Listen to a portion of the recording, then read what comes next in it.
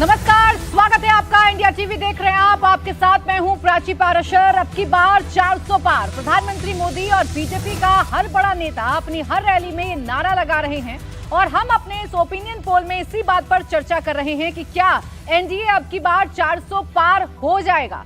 अब तक हम आपको 423 सीटों का ओपिनियन पोल दिखा चुके हैं। इसमें से एनडीए 284 सीट जीतती दिख रही है। अब यूपी और बिहार की 120 सीट बची हुई हैं। यानी अगर एनडीए को 400 पार पहुंचना है तो इन 120 सीटों में से कम 116 सीट जीतनी होंगी। यानी यूपी और बिहार में एनडीए को करीब करीब क्लीन स्वीप करना होगा। यूपी में तो बीजेपी बेहद मजबूत स्थिति में नजर आ रही है, लेकिन क्या बिहार में बीजेपी अपना पिछला रिकॉर्ड बेहतर कर पाएगी? 2019 के चुनाव में बीजेपी ने बिहार की 40 में से 39 सीटें जीती थीं। क्या इस बार बीजेपी 40 की 40 सीट जीत पाएगी?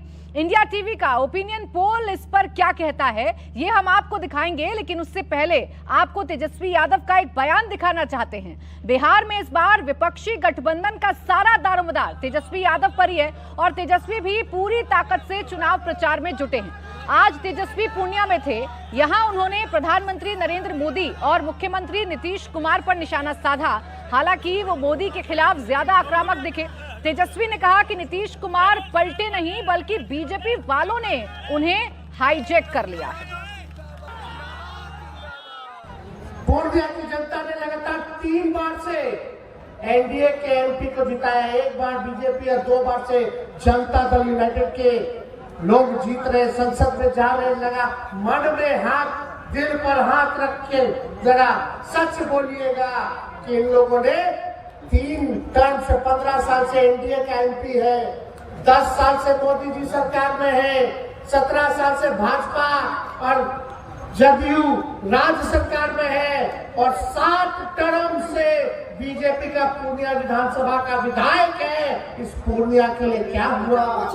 क्या हुआ? आज ठीक चुनाव से पहले ऐसा क्या हो गया कि हमारे चाचा पलट नहीं है, उनको हाईजैक कर दिया।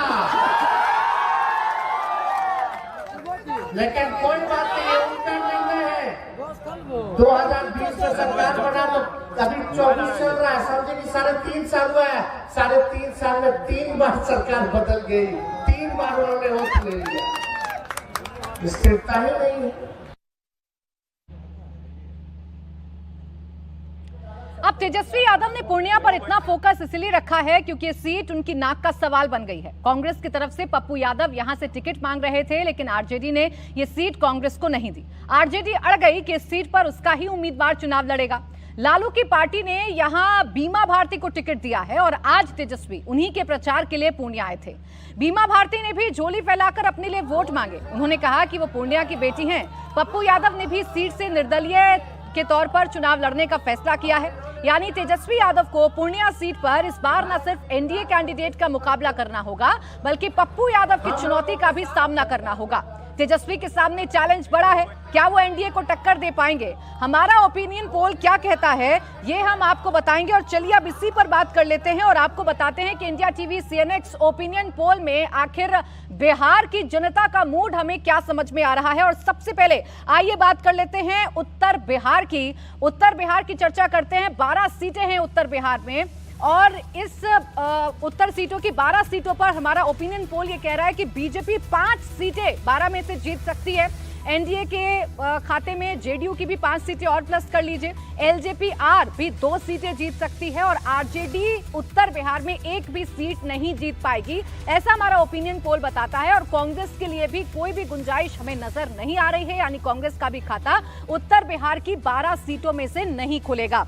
अब आइए एक एक करके सीट आपके सामने रखते हैं और सबसे पहले शिवहर की बात कर लेते हैं, जो कि आनंद मोहन की वजह से चर्चा में रहने वाली सीट है। लोकसभा की ये सीट कभी आनंद मोहन की वजह से चर्चा में रहती थी। आनंद मोहन बिहार की राजनीति में फिर से एक्टिव हुए हैं। बीजेपी ने अपनी सिटिंग सांसद रमा देवी का टिकट काटते हुए ये सीट जेडीयू को दे दी है और जेडीयू ने उनकी पत्नी लवली आनंद को उम्मीदवार बनाया है। आपको जानकारी दे दें कि 19 में रमा देवी ने सीट 3,40,000 के मार्जिन से जीती थी। इस बार फिर ये सीट एनडीए के खाते में जाती दिख रही है, यानी लवली आनंद जो कि आनंद मोहन की पत्नी है वो यहां से चुनावी मैदान में आ रही हैं उन्हें जेडीयू की तरफ से टिकट दिया गया है। आरजेडी की तरफ से हालांकि अभी तक उम्मीदवार के नाम का ऐलान नहीं हो सका है, लेकिन ऐसा कयास लगाए जा रहे हैं कि रामा सिंह आरजेडी से उम्मीदवार हो सकते हैं, जो बाहुबली के तौर पर जाने जाते हैं। यानी जो मुकाबला है वो बाहुबली वर्सेस बाहुबली का हो सकता है। इस सीट की अगर बात करें तो यहाँ राजपूत फैक्टर काफी काम करता है। 10 बार अभी तक इस सीट से सांसद चुने जा चुके हैं और 7 बार राजपूत सांसद इस सीट से चुनकर संसद भेजा गया है इस सीट के लोगों की तरफ से। तो यहाँ से फिलहाल लवली आनंद को चुनावी मैदान में उतारा गया है। आगे बढ़ेंगे, वैशाली की बात अगर हम कर लें तो वैशाली से फिलहाल बीजेपी ने वीणा देवी को टिकट दिया है, क्योंकि ये सीट एलजेपीआर के खाते में गई है और यहां से एलजेपीआर ने वीणा देवी को मैदान में उतारा है, जबकि अभी तक आरजेडी ने अपने उम्मीदवार के नाम का ऐलान नहीं किया है।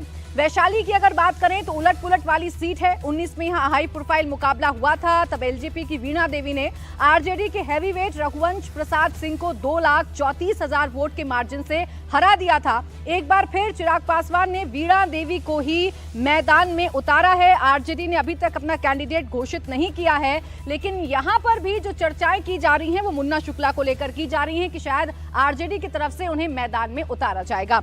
इसके बाद आइए एक और हाई प्रोफाइल सीट के बारे में बात कर लेते हैं, जिसकी सबसे ज्यादा चर्चा एनडीए गठबंधन के दौरान हुई और वो सीट है हाजीपुर की, जहां से चिराग पासवान चुनावी मैदान में है। ये पारंपरिक सीट है रामविलास पासवान की और तमाम अटकलों के बाद आखिरकार चिराग पासवान इस सीट से उम्मीदवार हैं। यहाँ से रामविलास पासवान खुद लड़ते थे। 19 में उन्होंने अपने भाई पशुपति पारस को टिकट दिया था और बेटे चिराग पासवान को जमुई से उतारा था। इस बार चिराग पासवान हाजीपुर सीट से मैदान में हैं और चाचा पशुपति पारस ने भी अपनी नाराजगी छोड़ दी है। काफी नाराजगी की खबरें उनकी आई थी, उन्होंने मंत्री पद से भी इस्तीफा दे दिया था, लेकिन आखिरकार वो अब मान गए हैं और उन्होंने साफ कर दिया है कि एनडीए हाजीपुर में मिलकर चुनाव लड़ेगा, किसी भी तरीके की कोई नाराजगी नहीं है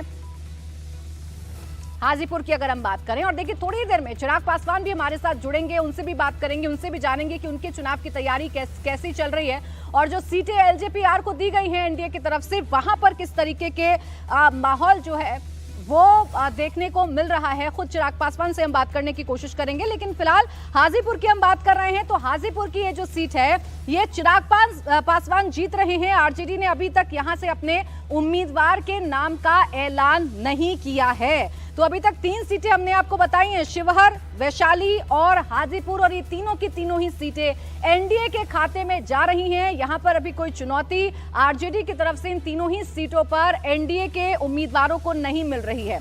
अगली सीट की बात करते हैं। ये सीट भी काफी चर्चा में रही है और इस सीट का नाम है सिवान, जहां से जेडीयू ने विजय लक्ष्मी कुशवाहा को मैदान में उतारा है। ये सीट जेडीयू के खाते में गई है एनडीए गठबंधन में और आरजेडी ने यहां से हैवीवेट अवध बिहारी चौधरी को मैदान में उतारा है। लेकिन इंडिया टीवी सीएनएक्स का हमारा जो ओपिनियन पोल है वो ये बताता है कि यहाँ जेडीयू की विजय लक्ष्मी कुशवाहा जीत रहे हैं और अवध बिहारी चौधरी पीछे छूटते हुए नजर आ रहे हैं। मोहम्मद शहाबुद्दीन की वजह से ये सीट चर्चा में रहने वाली है।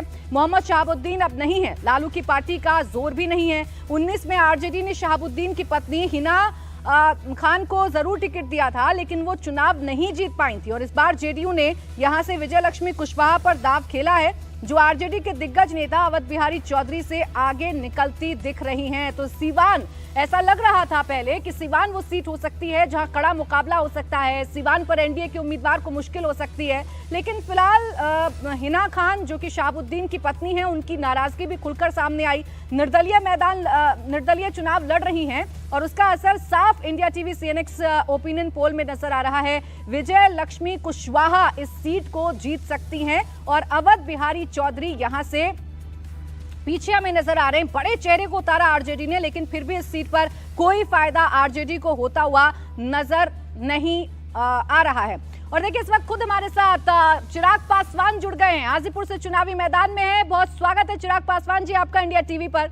अभी जितनी सीटें हमने खोली हैं उत्तर बिहार की हमारे इंडिया टीवी सीएनएक्स पोल में, सारी सीटों पर एनडीए के उम्मीदवार जीतते हुए नजर आ रहे हैं। आपकी अपनी सीट हाजीपुर पर आप जीत रहे हैं, ऐसा हमारा ओपिनियन पोल बता रहा है। Thank you so much Prachi ji. But मैंने हमेशा इस बात को कहा है कि मैंने किसी ओपिनियन पोल के भरोसे नहीं, आप मुझे जीतता हुआ दिखा रही हैं, उसके लिए आपका, आपकी टीम, आपके सर्वे का मैं धन्यवाद करता हूं। बट मैंने हमेशा इस बात को माना है कि सर्वे के आधार पर नहीं, अपनी मेहनत के आधार पर हम लोग चुनाव लड़ते हैं और मेरा मेहनत ये विश्वास मुझे दिलाती है कि बिहार की 40 अभी आप आगे की भी सीटों पे जब आप जाएंगी और लास्ट में जब रिज़ल्ट आएगा तो उम्मीद ही नहीं पूरा विश्वास है कि 40 की 40 सीट ना सिर्फ आपके सर्वे में बल्कि 4 जून को जब रिज़ल्ट आएंगे तो उसमें भी दिखेगा कि हम बिहार से 40 की 40 सीटें जीते हैं। इस बार तेजस्वी यादव फुल फॉर्म में नजर आ रहे हैं चिराग पासवान जी। अभी उनका बयान भी हम सुना रहे थे, पूरे आक्रामक हैं वो प्रधानमंत्री नरेंद्र मोदी पर और सीधे कहते हैं नीतीश कुमार पलटे नहीं बल्कि उनको पलटाया गया क्योंकि चुनावों में हार का डर सता रहा था। But Prachi ji, this is how it's been always. मतलब ये ऐसा नहीं कि पहली बार इस तरीके के आरोप लगाए जा रहे हैं। 2014 में भी विपक्ष ने एकजुट होकर प्रधानमंत्री के बारे में सारी बातें कही थी। 19 में भी इन्होंने ये तमाम बड़े बड़े दावे किए थे, ये सारी बातें 19 में भी उन्होंने कही थी। पर हकीकत क्या थी? 14 से बड़ी जीत हम लोग को 19 में मिली और अब 19 से बड़ी जीत की ओर हम लोग 2024 में हम लोग अग्रसर हो रहे हैं। मतलब मैं आपको, और मैं, क्योंकि आप भी सर्वेस की बात कर रही हैं, आप भी डेटास को एनालाइज कर रही हैं, आप भी स्टैटिस्टिक्स पे काम कर रही हैं, मैं भी अपने डेटा अपने स्टैटिस्टिक्स पे मैं भी वर्क करता हूं और मैं आपको बताता हूं कि क्या मेरा आधार है जो मेरे विश्वास को बढ़ाता है कि हम लोग 40 की 40 जीतेंगे। 2019 में प्राची जी हम लोग से मात्र 3 दल मिलकर चुनाव लड़ रहे थे, भारतीय जनता पार्टी, जनता दल यूनाइटेड और हम लोग की पार्टी लोक जनशक्ति पार्टी। तब हम लोग 40 में से 39 सीटें हम लोग जीते। आज की तारीख में 2 और मजबूत दल जो कि तब उनके साथ थे और अब हम लोग के साथ हैं, वो भी इस गठबंधन का हिस्सा बन गए हैं। तो हम लोग की मजबूती और बढ़ी है, ना कि कम हुई है बनिस्बत उनके। तो ऐसे में जब 2 और मजबूत दल, आदरणीय जीतन राम मांझी जी की पार्टी, उपेंद्र कुशवाहा जी की पार्टी हमारे गठबंधन का हिस्सा बनी है, तो हमारी ताकत 19 से बढ़ी है। तो 19 में जो एक चूक रह गई थी, किशनगंज की सीट, इस बार वो भी हम लोग जीत जाएंगे।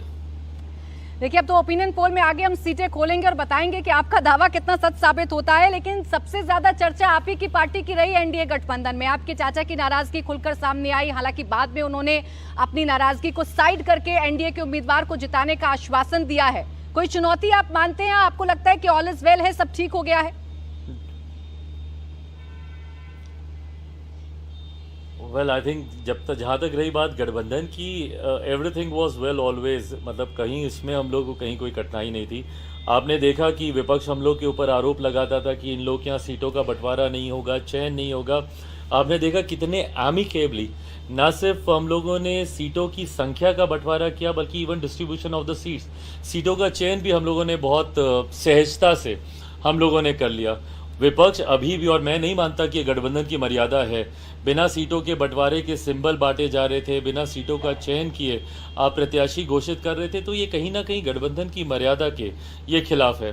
तो ऐसे में जहाँ तक एनडीए की थी, हमेशा से all was well, all is well और सब अच्छा रहेगा आगे भी।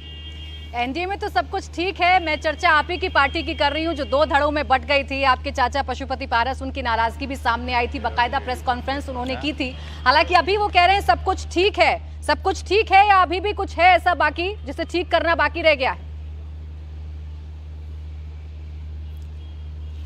प्राची जी, आई हैव नो आइडिया उनको कब कहाँ पे क्या नाराजगी हुई थी और कब उनसे सब ठीक हो गया, मुझे नहीं पता। मैं तो उस वक्त भी मुझे नहीं पता था कि क्यों वो नाराज़ हुए थे। आज बीच में भी वो क्यों नाराज़ हुए, एकदम से वन फाइन डे न्यूज़ के माध्यम से हम लोग को पता चला कि उन्होंने इस्तीफ़ा दे दिया। क्या कारण था? अगर एनडीए में ही रहना था, एनडीए का ही समर्थन करना था, तो उस वक्त भी वो इस्तीफ़ा वगैरह देने का भी कोई मतलब नहीं था। But I think possibly he is knocked all the possible doors और कहीं कुछ हुआ नहीं। बट अच्छी बात है, अब एनडीए में है, गठबंधन में है, अच्छी बात है। देखिए, जो वजह बनी वो आप ही की सीट बनी हाजीपुर की, उसी को लेकर नाराजगी थी, उसी को लेकर सारे जितने भी हथकंडे थे वो अपनाए जा रहे थे, दबाव बनाया जा रहा था। चाहते थे पशुपति पारस जी कि वो इस सीट से चुनाव लड़ें, लेकिन आपको मैदान में उतारा और यही उनकी नाराजगी की वजह भी बनी।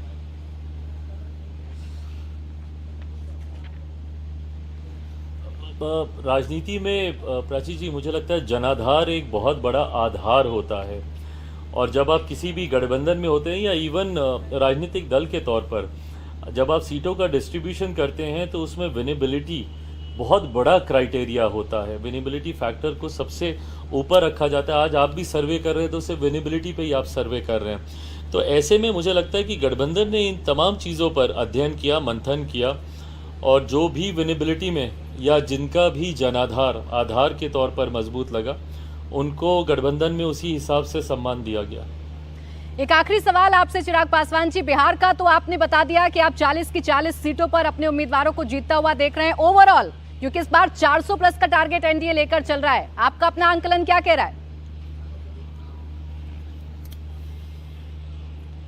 मैं मानता हूं कि बहुत सरलता से हम लोग ये 400 प्लस का टारगेट हम लोग पूरा कर लेंगे। आज की तारीख में मोदी की गारंटी पे ना सिर्फ देशवासियों को बल्कि अब तो दुनिया भी मोदी की गारंटी की चर्चा करने लगी है। तो मैं मानता हूं, मेरा विश्वास है कि मोदी की गारंटी के साथ ना सिर्फ हमारे देश के लोग बल्कि और कई ऐसे दल हैं जो कि इससे पहले हम लोग के साथ नहीं थे। अलग अलग राज्यों में आप जाएं, डाउन साउथ आप जाएं, विभिन्न राज्यों में कई और नए दल इस गठबंधन के साथ जुड़े हैं, जिसने उन राज्यों में भी हम लोग को मजबूत स्थिति में लाकर खड़ा कर दिया है जहां पर संभवतः पहले हम लोग उतनी मजबूती में नहीं थे। ओवरऑल टू समिट ऑल, मैं बस इतना बोलूँगा, 400 का लक्ष्य है, इसको हम लोग ज़रूर पार करेंगे।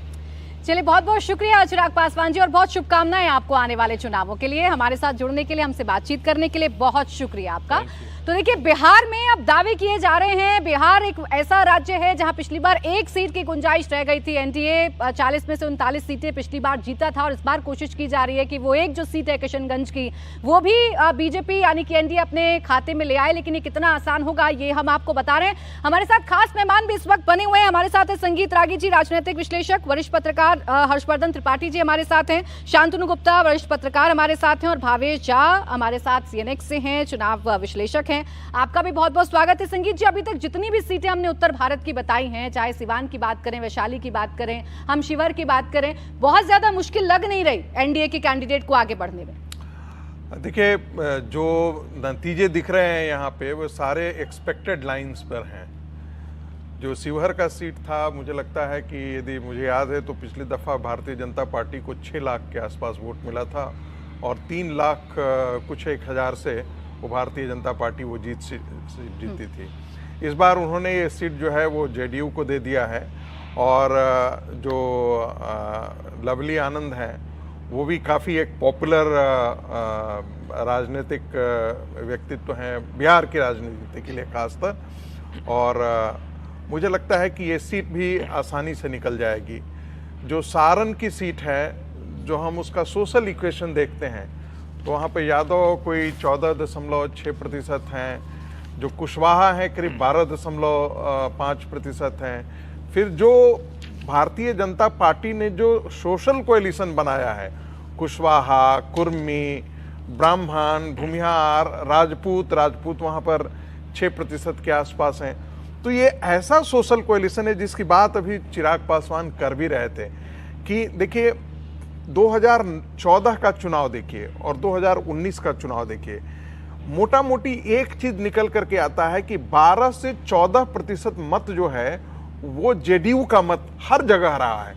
और ये जो 12 और 14% का मत है वो कई कॉन्स्टिट्यूएंसी में इधर उधर करने के लिए काफी था। चूंकि वो 12-14 में आप देखे होंगे कि 14 के बाद जब 19 आता है तो ये 12% मत जैसे ही भारतीय जनता पार्टी के साथ जुड़ता है तो ये पूरा का पूरा इलेक्शन क्लीन स्वीप हो जाता है। इस बार फिर वही दोहराता हुआ दिख रहा है कि ये जो 12 से 14% अक्रॉस द कॉन्स्टिट्यूएंसीज है, पूरे बिहार के अंदर आप देखेंगे कि ये 12 से 14% वोट जो है वो नीतीश कुमार का एकदम सॉलिड वोट बैंक है। उस सॉलिड वोट बैंक में कुशवाहा को ला करके, सम्राट चौधरी को ला करके भारतीय जनता पार्टी ने अपनी ओर खींचने का काम किया था। और मुझे लगता है कि यही वो ऐसी नब्ज थी जिसको नीतीश कुमार ने समझा कि संभवतः इस चुनाव में यदि कुशवाहा वोट बैंक, कोई कुशवाहा वोट बैंक हमसे चिटक जाता है तो वो 12.4 या 14.4%, 12 से 14 के बीच में ये जो हमारा फ्लक्चुएशन है वो संभवतः और नीचे आ जाएगा और हमारी जो है हमारी जो सीटों की संख्या है वो लोकसभा चुनाव में कम जाएगी। और मुझे लगता है कि जो सोशल कोएलिशन बनता हुआ दिख रहा है उसमें ये मुझे आश्चर्य नहीं कर रहा है, मुझे लगता है ये बहुत सामान्य है। सारण की आपने बात की, एक बार जल्दी से उसका ओपिनियन पोल भी बता देते हैं। यहाँ से राजीव प्रताप रूडी हैं और रोहिणी आचार्य लालू प्रसाद यादव की बेटी हैं, उन्हें मैदान में उतारा गया है। ये बिहार की सबसे हॉट सीट मानी जा रही है क्योंकि लालू परिवार के नए मेंबर का राजनीति में इस सीट के जरिए प्रवेश हुआ है। हालांकि रोहिणी आचार्य अपने बयानों से सोशल मीडिया पर जिस तरीके के आक्रामक पोस्ट वो डालती हैं, उनको लेकर हमेशा चर्चा में रहती हैं। अपने पिता को किडनी देने की वजह से भी वो काफी चर्चाओं में रही थी। उन्हें मैदान में उतारा गया है, लेकिन फिलहाल ऐसा लग रहा है हमारे ओपिनियन पोल के मुताबिक कि राजीव प्रताप रूडी हैट्रिक लगाएंगे यहां पर जीत की, यानी वो हमें आगे नजर आ रहे हैं। अब भावेश, ये पूरा का पूरा जो हमने उत्तर बिहार का रीजन बताया कि एक सीट की हमने चर्चा की, सारे के सारी सीटों पर कहीं पर आपको फाइट नजर नहीं आई, पूरा एक तरफा आपको मुकाबला नजर आ रहा है? नहीं, देखिए, सिवान एक ऐसी सीट थी, जब हम पिछली बार ओपिनियन पोल के थे तो उसमें दिख रहा था कि अपोजिशन खासकर आरजेडी सीट जीत सकती थी यदि वो हीना साहब को यदि वहाँ पे टिकट देती तो। पर यहाँ पे हो क्या रहा है कि उन्होंने उनको टिकट नहीं दिया। वो एमआईएम के समर्थन की वजह से मुस्लिम वोट में क्लियर कट डिवीजन दिख रहा है उस सीटों पे शायद। और दूसरी तरफ ये है कि जेडीयू ने अपना कैंडिडेट भी चेंज किया है, जो थोड़ी बहुत एंटी इनकम्बेंसी थी वो भी शायद अब उनके फेवर में नहीं होगा। तो बीजेपी जेडीयू के कैंडिडेट के लिए वहाँ पे थोड़ी बहुत पहले मुश्किल दिख रही थी, लेकिन अब वहाँ पे बीजेपी जो अलायंस है वहाँ पे अच्छी खासी थी। बाकी नॉर्थ बिहार वैसे भी जो असेंबली चुनाव हुआ था 2020 में, तब भी बीजेपी और जेडीयू ने बहुत अच्छा नॉर्थ बिहार में परफॉर्म किया था। तो नॉर्थ बिहार में बहुत ज़्यादा मुश्किल है नहीं बीजेपी अलायंस के लिए। अच्छा, सारण की अगर बात करें हर्षवर्धन जी, तो रोहिणी आचार्य काफी एक्टिव भी नजर आ रही हैं। अपना नामांकन दाखिल करने से पहले जनसंपर्क शुरू कर चुकी हैं, लोगों के बीच में जा रही हैं और जो एक खोई हुई जमीन है, जो पारंपरिक सीट है, उसे फिर से वापस पाने की कोशिश कर रही है, लेकिन असर नहीं हो रहा है। ओपिनियन पोल तो कम से कम ये बता रहा है। देखिए, लालू प्रसाद यादव के जमाने की जो राजनीति थी और उस वक्त जो सामाजिक समीकरण या कहें कि जो सामुदायिक ताकत लालू प्रसाद यादव के पीछे थी, अब वो उस तरह से है नहीं। और जिसको हम कहते हैं कि अगर क्या राष्ट्रीय जनता दल ने कुछ बढ़ोतरी की है तो वो बढ़ोतरी नहीं कर पाए हैं। तेजस्वी यादव ने थोड़ा सा बैगेज कम किया है। वो जिसको कहें कि थोड़ा सा लालू प्रसाद यादव की जो छवि थी, जो भ्रष्टाचार वाली छवि थी, जो लोगों के साथ अन्याय हुआ था उसकी जो छवि थी, जो गुंडा राज जंगल राज वाली छवि थी, उसको थोड़ा सा कम करने की कोशिश की। लेकिन क्या लालू प्रसाद यादव की पार्टी के साथ कोई नया समूह जुड़ा? तो जवाब आता है नहीं। जब नीतीश कुमार उनके साथ चले आते हैं तो थोड़ा ताकत बढ़ी दिखती है, शक्ति उनकी बढ़ जाती है। लेकिन अब जब नीतीश कुमार फिर से दो बार के बाद पलटी मारकर इधर आए हैं और अब जब उपेंद्र कुशवाहा, जीतन राम मांझी, चिराग पासवान, पशुपति पारस, तो एक तरह से कहें तो भारतीय जनता पार्टी का सामाजिक समीकरण बहुत मजबूत है। ऐसे में लालू प्रसाद यादव की बेटी रोहिणी आचार्य, परिवार का नाम है, एक ताकत दिखती है। राजीव प्रताप रूडी के सामने बहुत ताकतवर हो पाएंगे, मुझे लगता नहीं आसानी से ये सीट बीजेपी निकाल लेगी। ठीक है, ओपिनियन पोल ये बता भी रहा है। देखिए, उत्तर बिहार की सीटों की तो हमने बात कर ली है, आइए मिथिलांचल की भी बात कर लेते हैं। मिथिलांचल में 9 सीटें हैं और इन 9 सीटों पर India TV CNX opinion poll ये बता रहा है कि बीजेपी 4 सीटों पर जीत सकती है, जेडीयू 3 सीटों पर और LJP-R 2 सीटों पर जीत सकती है। यानी कि 9 की 9 सीटें ये एनडीए के खाते में जाएंगी। ना तो आरजेडी यहां पर खाता खोल रही है और ना ही कांग्रेस यहां पर खाता खोल रही है। यही हाल उत्तर बिहार की सीटों में था और यही हाल मिथिलांचल की 9 सीटों पर है, जहां बीजेपी 4, जेडीयू 3 और LJP-R 2 सीटें जीत सकती है। 9 सीटें एनडीए के खाते में जाएंगी। एक एक करके आपको सीटों का अभी बता देते हैं कि सीट वाइज हमारा ओपिनियन पोल क्या कह रहा है। और बात कर लेते हैं दरभंगा की। यहां से बीजेपी ने गोपाल जी ठाकुर को मैदान में उतारा है और आरजेडी से ललित यादव यहां पर मैदान में हैं। और ओपिनियन पोल हमारा ये कह रहा है कि दरभंगा की सीट बीजेपी से गोपाल जी ठाकुर जीत सकते हैं। ये मिथिलांचल की प्रतिनिधि सीट है, बीजेपी का मजबूत गढ़ है। बीजेपी के गोपाल ठाकुर सांसद हैं और 14 में बीजेपी के टिकट पर कीर्ति आजाद यहां से जीते थे। अब वो टीएमसी के टिकट पर बंगाल से चुनाव लड़ रहे हैं। बीजेपी ने यहां गोपाल जी ठाकुर को फिर से मैदान में उतारा है और हमारा ओपिनियन पोल ये कहता है कि यहां से जो गोपाल जी ठाकुर हैं वो एक बार फिर से लीड कर सकते हैं। अगली सीट की बात करते हैं, उजियारपुर की बात कर लेते हैं। उजियारपुर से नित्यानंद राय चुनावी मैदान में हैं। केंद्रीय गृह राज्य मंत्री नित्यानंद राय उजियारपुर से जीतते हैं और एक बार फिर से उन्हीं को मैदान में उतारा गया है। 19 में उन्होंने RLSP के उपेंद्र कुशवाहा को यहां से हराया था। अब उपेंद्र कुशवाहा भी एनडीए में हैं। उजियारपुर से आरजेडी के आलोक मेहता की उम्मीदवारी संभव है, लेकिन सर्वे कहता है कि कैंडिडेट कोई भी हो, पलड़ा यहां पर बीजेपी का ही भारी रहेगा। यानी केंद्रीय गृह राज्य मंत्री नित्यानंद राय एक बार फिर से उजियारपुर सीट से जीत सकते हैं। इसके बाद आइए बेगूसराय की भी बात कर लेते हैं। गिरिराज सिंह की वजह से सीट चर्चा में रहती है। यहां से एक बार फिर बीजेपी ने गिरिराज सिंह को ही मैदान में उतारा है। भूमिहार जाति यहां बेहद निर्णायक रहती है। 2009 से यहां जीत रहा है एनडीए। 2019 में गिरिराज सिंह ने 4 लाख से ज्यादा वोटों के अंतर से कन्हैया कुमार को हराया था। कन्हैया कुमार वो चुनाव कम्युनिस्ट पार्टी के टिकट पर लड़े थे। कन्हैया अब कांग्रेस में शामिल हो चुके हैं और अलायंस में सीट लेफ्ट के पास है। ऐसे में कन्हैया का पत्ता वैसे भी कट चुका है। सीपीआई के खाते में महागठबंधन से ये सीट गई है बेगूसराय की। लेकिन अभी हमारा ओपिनियन पोल ये बता रहा है कि बेगूसराय में भी कोई मुश्किल बीजेपी के सामने नहीं है। गिरिराज सिंह ये चुनाव जीत सकते हैं। इसके बाद आइए बात समस्तीपुर की कर लेते हैं। समस्तीपुर की अगर बात करें तो यहां से एलजेपीआर से शांभवी चौधरी मैदान में है, जबकि ये सीट कांग्रेस के खाते में गई है महागठबंधन में। और अभी हमारा ओपिनियन पोल बता रहा है कि शांभवी चौधरी यहां पर जीत हासिल कर सकते हैं। 2014 से एलजेपी के पास रही है ये सीट। 2019 में चिराग पासवान के चचेरे भाई प्रिंस राज ने कांग्रेस उम्मीदवार को 1 लाख से ज्यादा वोटों से हराया। इससे पहले प्रिंस राज के पिता रामचंद्र पासवान इस सीट से 2 बार सांसद रहे। इस बार चिराग पासवान की पार्टी ने जेडीयू नेता और नीतीश के बेहद खास अशोक चौधरी की बेटी शांभवी चौधरी को अपनी पार्टी से उम्मीदवार बनाया है। और ओपिनियन पोल ये बता रहा है कि समस्तीपुर से शांभवी चौधरी चुनाव जीत सकती हैं। तो देखिए, मिथिलांचल में भी क्लीन स्वीप करती हुई फिलहाल एनडीए नजर आ रहा है। यहां पर ना आरजेडी का खाता खुल रहा है और ना ही कांग्रेस का खाता खुल रहा है। शांतनु जी, देखिए, आपने सीटों की तो चर्चा करी, लेकिन अगर मैं याद करूं 18 जुलाई 2023 जब इंडिया अलायंस का घोषणा हुई थी, तो जो सबसे पहला मुझे स्टेट लगा कि जिसमें एनडीए को दिक्कत हो सकती है वो था बिहार। महाराष्ट्र भी था, अगर बसपा उत्तर प्रदेश में आ जाए तो उत्तर प्रदेश भी था। बंगाल में सपा कांग्रेस अगर लेफ्ट और कांग्रेस आ जाए तो वो भी था। लेकिन जो सबसे बड़ा दिक्कत हो रही थी वो लगता बिहार था। लेकिन जिस तरह से कोalition उल्टे हो गए और एनडीए अलायंस ज्यादा बड़ा दिखने लगा, एनडीए अलायंस जो हमें जुलाई में दिख रहा था वो मेरे ख्याल से चिराग पासवान की बात में भी झलका। और मुझे चिराग पासवान की बात पे ये भी बड़ी अच्छी बात लगी कि युवा नेता है, उन्होंने जिस जिम्मेदारी से बात करी आपके चैनल पे और जिस जिम्मेदारी से अपने छोटे जो दल है उनको भी कहा कि वो हमें हर सीट पे मजबूत कर रहे हैं। जो कोalition हमें एनडीए अलायंस की तरफ दिख रहा था वो आते आते अब जब चुनाव आने वाला है तो चाहे उसमें चिराग पासवान खुद हो, चाहे उसमें मांझी जी की पार्टी हो, जिसमें कुशवाहा हो, तो हर सीट पे जो चाहे वो 2-2%, 3-3% वोट ऐड करेंगे। मेरे ख्याल से सीटें बहुत कम दिख रही हैं जिसमें एनडीए को दिक्कत हो सकती है। अच्छा, नुकसान होगा ऐसा समझा जा रहा था संगीत रागी जी बिहार में, जब तक जेडीयू से नीतीश कुमार इधर नहीं आए थे, जेडीयू का मिलन नहीं हुआ था फिर से भारतीय जनता पार्टी के साथ। ऐसा क्या बदल जाता है जब नीतीश कुमार इधर आते हैं? और वो हमें हमारे ओपिनियन पोल में भी झलक रहा है। क्लीन स्वीप 2 रीजन में तो अभी तक कर रहा है एनडीए। देखिए, नीतीश कुमार ने जो जेडीयू का वोट बैंक खड़ा किया, जो अपर कास्ट वोट बैंक था, वो मूलतः भारतीय जनता पार्टी के साथ। और जब हम वोट बैंक कहते हैं तो इसका मतलब कि कम्युनिटी वाइज वोटिंग पैटर्न को देखते हैं तो 67-70% से एबव कोई करता है।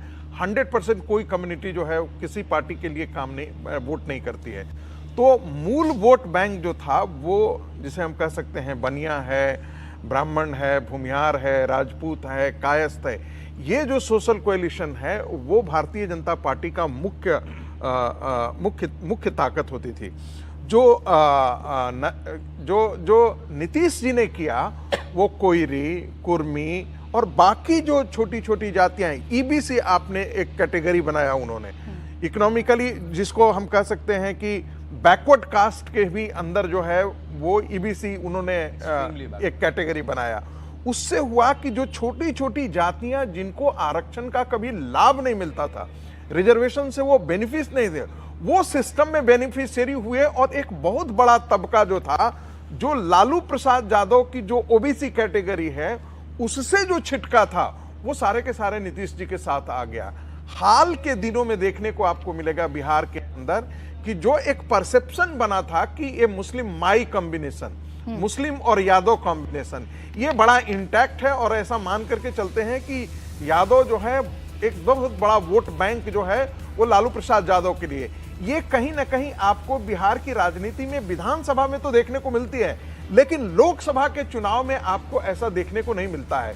ऐसा इसलिए मैं कह रहा हूं कि इसी सारण की सीट को आप देख लें, यादव वहां 14.4% के आसपास है, लेकिन फिर भी भारतीय जनता पार्टी को वहां जीतने में कोई असुविधा नहीं हो रही है। रामकृपाल यादव जो है वो पटना से जीतते हैं, उनके खिलाफ कौन लड़ती हैं? लालू प्रसाद यादव की बेटी लड़ती हैं और वो लगातार उनको परास्त करते हैं। तो इसका मतलब है कि जो हम एक परसेप्शन हमारा ट्रेडिशनल परसेप्शन होता था कि ये कम्युनिटी जो है वो एक तरफा वोट कर रही है, और मोहन यादव के खास करके आने से, मोहन यादव जो बिहार में उनको बीजेपी घुमा रहे हैं, ये मास्टर स्ट्रोक के तौर पर काम कर रहा है। वो जहां भी जाते हैं तो वो एक ही बात कहते हैं कि देखिए मेरी कम्युनिटी, जिस विधानसभा से मैं जीत करके आता हूं उसमें मेरी कम्युनिटी का डोमिनेंस नहीं है, कोई बहुमत नहीं है, बट फिर भी मैं लगातार जीत करके आया हूं। पूरे राज्य में हमारी कम्युनिटी का बहुत बड़ा अस्तित्व नहीं है, फिर भी भारतीय जनता पार्टी ने ये बनाया है मुझे। आप जरा देखिए अखिलेश यादव का सारी की सारी राजनीतिक ताकत जो है एक परिवार में सिमट जाती है। लालू प्रसाद यादव की सारी राजनीति एक परिवार में। आप कम्युनिटी के दायरे से बाहर निकलिए। यही कारण है कि नित्यानंद राय ने जब पटना में सम्मेलन किया यादवों का, तो लालू प्रसाद यादव को प्रेस कॉन्फ्रेंस करके उन पर रिएक्ट करना पड़ा। मूल ये छोड़ है, जैसे आप देखेंगे कि ये जो उजियारपुर का सीट है, नित्यानंद राय को पिछली दफा 56% वोट मिला था, मतलब 14-15% का एकाएक जंप मिला था। वो 14 में भी जीते थे, 14 में उनका उतना बड़ा मार्जिन नहीं था, लेकिन 56 में जो 19 में जो मार्जिन है वो एकाएक बढ़ रहा है वो मार्जिन। तो ये बड़ा परिवर्तन आया है बिहार की राजनीति में। और सच पूछिए तो लोग सिर्फ और एक ही नाम लेता है, नरेंद्र मोदी। वो वोट फॉर नरेंद्र मोदी, इसके अलावा और कुछ नहीं। इसमें एक जरूरी बात जुड़ी। देखिए अभी जो प्रोफेसर साहब कह रहे हैं ना कि एक परिवार में यादव कहाँ का होगा, तो सिर्फ लालू प्रसाद यादव। अभी पप्पू यादव जिस तरह से पूर्णिया को लेके रो रहे हैं, और मैं रो रहे हैं शब्द कह रहा हूं तो सचमुच आप उनके बयान देखिए, उनके साक्षात्कार देखिए, जो कुछ वो कह रहे हैं, वो कह रहे हैं कि एक पूर्णिया तो मैंने मांगा था। क्या लालू यादव अपने बेटे की तरह मुझे आशीर्वाद नहीं दे सकते थे? मैं उनसे मिलकर आया, मैंने उनसे निवेदन किया, लेकिन उन्होंने सबसे पहले पूर्णिया पर ही नामांकन करा दिया। तो ये दिखाता है कि दरअसल लालू प्रसाद यादव की राजनीति एकदम अलग है। कोई नेता, वो चाहे यादव हो या मुस्लिम हो, उसके ऊपर उनको भरोसा नहीं है। अपने परिवार से बाहर कोई खड़ा हो जाए, कोई ताकतवर बन जाए, कोई ज्यादा मास लीडर बनता दिखे, उसको वो बर्दाश्त नहीं करते। उसका नुकसान क्या हुआ कि अब राष्ट्रीय जनता दल में कोई ऐसा बड़ा मास लीडर नहीं है जो लालू प्रसाद यादव की उस राजनीति को आगे ले जाए। तेजस्वी बहुत प्रॉमिसिंग दिखते हैं, लेकिन अगर वो उसी वर्ग में रह गए, उस समुदाय से बाहर भरोसा नहीं जीत पाएंगे, तो आने वाले समय में, और आने वाला समय मतलब 2025 का विधानसभा चुनाव, उनके लिए बड़ी मुसीबत खड़ी होने वाली। ठीक है, आगे बढ़ते हैं। देखिए सीमांचल रीजन की बात कर लेते हैं, जहां पिछली बार एक सीट कांग्रेस जीतने में कामयाब रह पाई थी, वो किशनगंज की सीट है। सीमांचल में 7 सीटें हैं लोकसभा की, और अभी India TV CNX opinion poll ये बता रहा है कि एक सीट भारतीय जनता पार्टी जीत सकती है, जेडीयू के खाते में 4 सीटें जा सकती हैं, एलजेपीआर 1 सीट जीत सकती है, आरजेडी यहां पर खाता नहीं खोल रही है, और कांग्रेस के खाते में 1 सीट एक बार फिर से जाएगी, और वो सीट किशनगंज की ही रहने वाली है। आइए सीटों की भी बात कर लेते हैं। किशनगंज की बात करते हैं तो यहां से जेडीयू ने मुजाहिद आलम को मैदान में उतारा है, जबकि कांग्रेस ने मोहम्मद जावेद को मैदान में उतारा है। बिहार की सिंगल सीट है जहां 2019 में एनडीए को हार मिली थी और कांग्रेस को यहां से जीत मिली थी। अब कांग्रेस के यहां से मोहम्मद जावेद जो हैं उनको फिर से मैदान में कांग्रेस ने उतारा है। जेडीयू के मुजाहिद आलम से उनका मुकाबला है, लेकिन अभी हमारा India TV CNX opinion poll ये बता रहा है कि ये सीट जाएगी कांग्रेस के खाते में। आपको बताएं कि क्लोज फाइट यहां पर पिछली बार हराया था, लेकिन कांग्रेस ने फिर से मोहम्मद जावेद को ही मैदान में उतारा है, और जेडीयू के मुजाहिद आलम से उनका मुकाबला है, लेकिन कांग्रेस ये सीट डिफेंड करती दिख रही है। बीजेपी सिर्फ एक बार ये सीट 1999 में जीती थी, जब शाहनवाज हुसैन को मैदान में उतारा गया था, और अब एक बार फिर से ये सीट कांग्रेस के खाते में जा रही है। ऐसी अगली सीट पूर्णिया की, आइए बात कर लेते हैं। पूर्णिया की अगर बात करें तो ये चर्चाओं में रहने वाली सीट है। पप्पू यादव का जिक्र अभी हर्षवर्धन जी कर रहे थे। पप्पू यादव इस सीट से मैदान में उतरना चाहते थे, लेकिन उन्हें ये सीट नहीं दी गई, कांग्रेस के खाते में सीट गई नहीं। पप्पू यादव ने कांग्रेस में अपनी पार्टी का विलय कर लिया है। यहां से आरजेडी ने बीमा भारती को मैदान में उतारा है, और बीमा भारती ने आज ही नामांकन दाखिल किया है। जेडीयू ने यहां से संतोष कुशवाहा को मैदान में उतारा है। ये सीट बिहार की सबसे चर्चित सीट है, क्योंकि पप्पू यादव का गढ़ है। पप्पू ने अपनी पार्टी का कांग्रेस में विलय कर दिया, लेकिन इस सीट आरजेडी के हिस्से में चली गई। आरजेडी ने बीमा भारती को उम्मीदवार यहां से बना दिया है। नाराज पप्पू यादव निर्दलीय चुनाव लड़ने जा रहे हैं। जेडीयू के संतोष कुशवाहा कुशवाहा 2 बार से सांसद हैं और एक बार फिर से उम्मीदवार हैं। त्रिकोणीय मुकाबले में सीट जेडीयू जीतती दिख रही है। यानी पप्पू यादव जो कि अपनी नाराजगी खुलकर दिखा रहे हैं और खुलकर कह चुके हैं कि इस सीट से तो वो चुनाव लड़ेंगे ही, निर्दलीय चुनावी मैदान में उतर रहे हैं। उसका नुकसान इस सीट पर हो रहा है। आरजेडी की बीमा भारती पीछे हैं और संतोष कुशवाहा जेडीयू के जीत रहे हैं। और अभी पप्पू यादव ने एक बड़ा बयान भी दिया है। पप्पू यादव ने कहा कि कांग्रेस के साथ अगर जाने की ठेस लालू यादव को है तो पूर्णिया दे देते। वो लालटेन सिंबल के साथ भी लड़ने के लिए तैयार है। तेजस्वी जी मेरे भाई हैं, मैं हमेशा से लालू यादव जी के साथ रहा। तब तेजस्वी जी जन्म नहीं लिए थे, तेज प्रताप जी भी नहीं लिए थे। विपक्ष के नेता बनाने की बारी जब आई तो एक ही वोट से लालू जी नेता बने थे। और लालू जी कह दें कि बड़े बेटे मेरी भूमिका उनके नेता बनाने में नहीं है, सिर्फ सिंगल पप्पू यादव। फिर मुख्यमंत्री बनने की बारी आई, 11 एमएलए के साथ हम लोग खड़े थे। हमेशा जब संकट में रहे तो साथ खड़े, लेकिन जब हमेशा पप्पू यादव की बारी आई, हो सकता है मेरे में कमी रह गई हो, मेरी पूजा में, मेरी इबादत में, मेरी प्रार्थना में। मैंने उन्हें साफ शब्दों में कहा कि मैं परिवार का हूं, मैं मर्जर नहीं करूंगा, मैं मधेपुरा सुपौल नहीं जाऊंगा।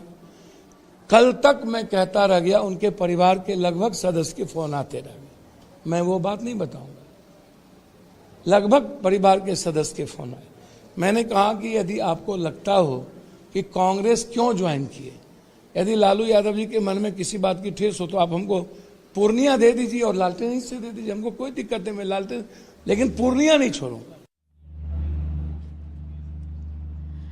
बार बार पप्पू यादव यही कह रहे हैं कि वो पूर्णिया छोड़ने वाले नहीं हैं। यहां तक कह रहे हैं कि मुझे अपना सिंबल दे देते लालू यादव, यानी कि लालटेन सिंबल से अगर लड़ा देते तो मैं लड़ता, लेकिन मैं पूर्णिया छोड़ने वाला नहीं हूं। और वो India TV CNX opinion poll में रिफ्लेक्ट हो रहा है। जेडीयू से संतोष कुशवाहा कैंडिडेट हैं पूर्णिया से, वो इस सीट को जीत रहे हैं अभी तक के ओपिनियन पोल के मुताबिक। और बीमा भारती जिन्होंने आज ही अपनी नामांकन दाखिल किया है वो पीछे हैं। पप्पू यादव भी यहां मैदान में उतर रहे हैं। ये उनके बयान से साफ तौर पर कहा जा सकता है, समझा जा सकता है।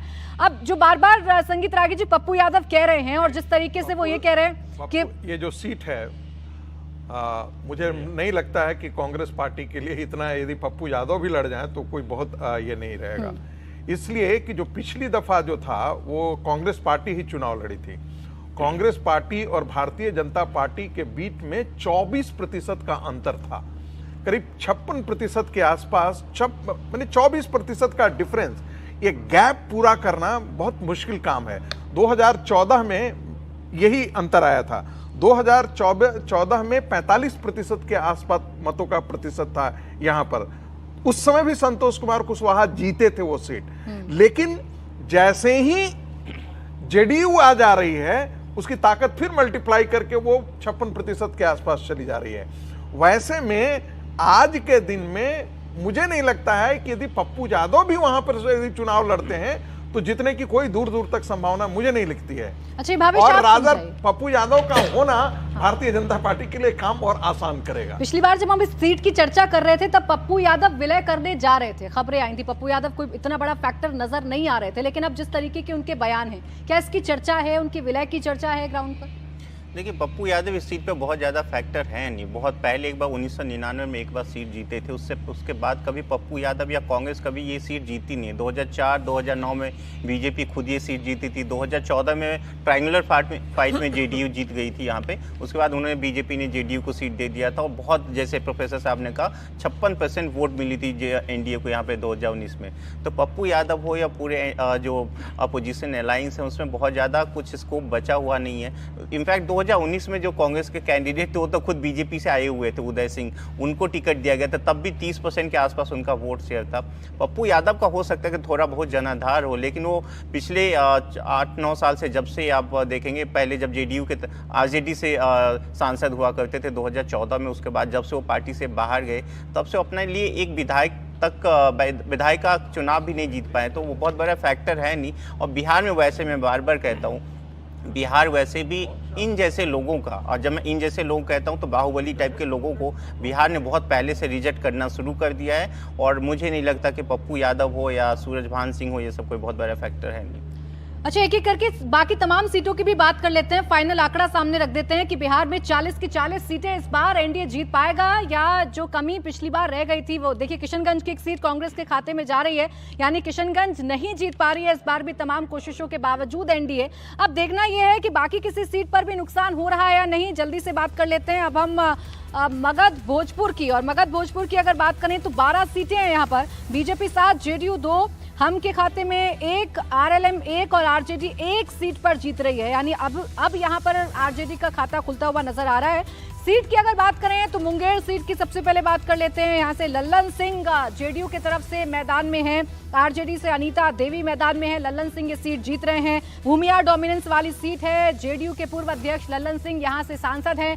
लल्लन सिंह फिर चुनावी मैदान में है, उनका मुकाबला अनीता देवी से है जो बाहुबली अशोक महतो की पत्नी है, और ये सीट भी फिलहाल जीतती हुई नजर आ रहे हैं लल्लन सिंह। और देखिए बिहार का जो ओवरऑल फाइनल टैली है, आइए वो हम आपके सामने रख रहे हैं। बिहार की बात करें तो बीजेपी 17 सीटें, पिछली बार भी बीजेपी ने 17 सीटें जीती थी, इस बार भी बीजेपी 17 की 17 सीटें जीत रही है। जेडीयू 14 सीटें इस बार जीत सकती है।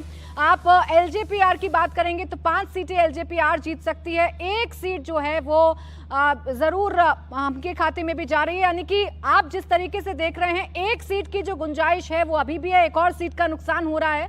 टोटल जो है वो 38 सीटें फिलहाल बिहार में एनडीए जो है वो जीत सकता है। पिछली बार 39 सीटें एनडीए ने बिहार में जीती थी, और किशनगंज की एक सीट जो फिलहाल जाती हुई नजर आ रही है कांग्रेस के खाते में, और एक आरजेडी के खाते में भी सीट जाती हुई नजर आ रही है। यानी जितने नुकसान की उम्मीद की जा रही थी उतना नुकसान तो कम से कम बिहार में एनडीए को होता हुआ नजर नहीं आ रहा है। हर्षवर्धन जी।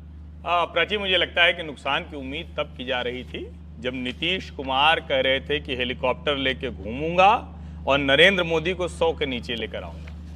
जब ये कहा जा रहा था उस वक्त कहा जा रहा था कि देश भर में एक ऐसा अलायंस बनेगा जो अलायंस एनडीए के सामने बहुत बड़ी चुनौती होगा।